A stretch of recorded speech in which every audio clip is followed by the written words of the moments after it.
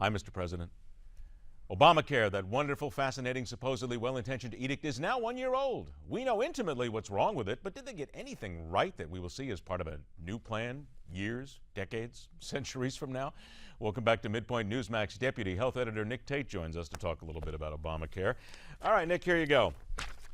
Wall Street Journal, the myth of Obamacare's affordability. It's all wrong. Everything's fine. Okay.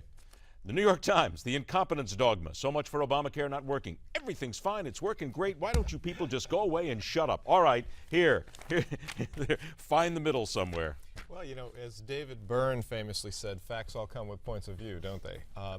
The truth is that if you listen to the White House, they've taken a very much glass half full sort of approach and pointed to some successes that they believe Obamacare's had. The sign-up of 7.3 million people the first time around, you know.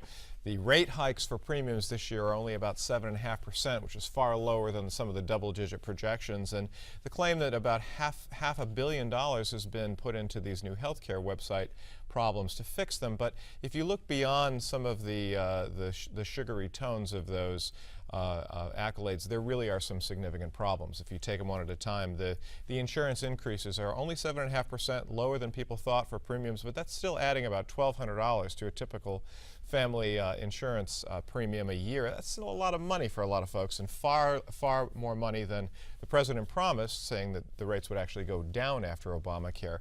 The numbers that are being put into the money that's being put into the website, is it going to be enough? Well, in addition to the 7.3 million people that are going to re-sign up in November, there's another 5 million who are expected to sign up. So is the website going to hold up? We just really don't know. So I think the jury is still out on this, and there are more problems ahead. We're still looking at 41 million American adults approximately are uninsured, and 6 million people approximately got kicked off their plans in the first place. As some people have said, we moved the needle, but it just really barely even budged. Well, you know, there's no question that some people are able to buy insurance that could not buy it before. And for a very few people, there may in fact be benefits. But if you look at it from the bigger perspective, it's costing us all more money. And only a few things have really kicked in. Next year, we're going to see some of the big stuff kick in, the enforcement of the individual mandate, the taxes on individuals who don't have insurance. How's the IRS going to do it? How hard are they going to come down on people? The very first phase of the employer mandate kicks in January 1. Large employers with 100 or more employees are going to have to provide insurance to 70% of their full-time workforce or pay a fine. And it's increasingly likely that the Supreme Court is going to revisit Obamacare at least one more time in light of some of the court decisions that have been made, including one yesterday by an Oklahoma federal court judge who said that these federal subsidies that 6.7 million Americans have received may be illegal in those 36 states where they got them. So there's a lot ahead to be determined. So about 45 seconds left on that next phase coming up now.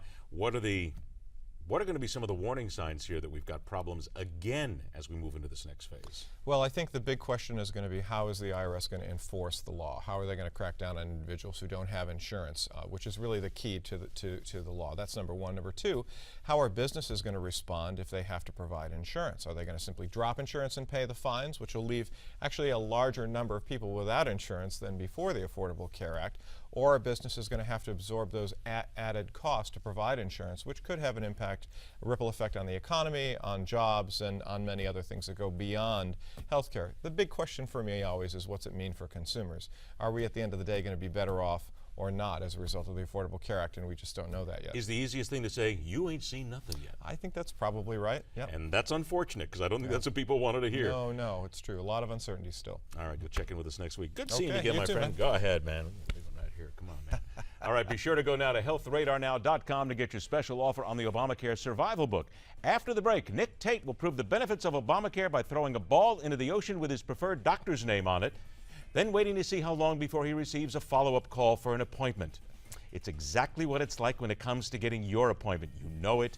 You just don't want to admit it sometimes. Nice job. We'll talk about that and a whole lot more. Plus, On Point from today, right here on Midpoint.